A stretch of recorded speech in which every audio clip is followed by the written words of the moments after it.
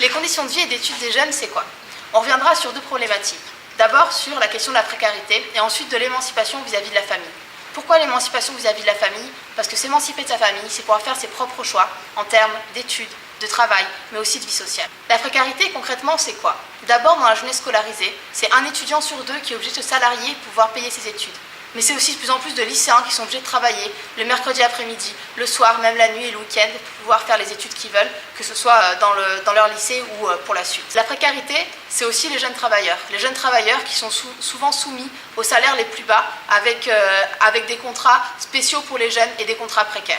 Mais la précarité de la jeunesse, c'est aussi tous ces jeunes qui sont au chômage, qui n'avaient déjà pas le droit au RMI et qui aujourd'hui n'ont pas systématiquement le droit au RSA.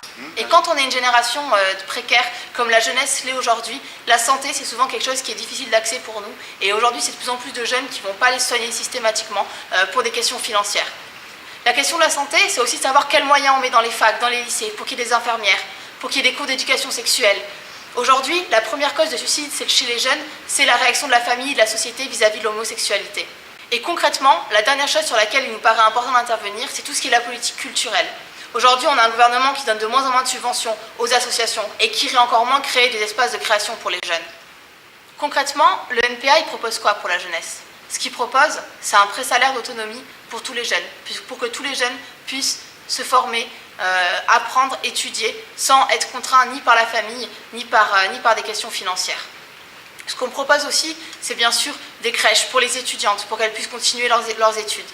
C'est un salaire décent pour tous, l'interdiction des licenciements en ce qui concerne les jeunes travailleurs et tous les jeunes qui sont obligés de travailler, mais c'est aussi et surtout un CDI pour tous et à temps plein. Et enfin, pour ce qui est de la question du logement, c'est plus de logements sociaux et aussi des logements étudiants. Aujourd'hui, il y a 10% des demandes qui sont satisfaites en termes de logements étudiants.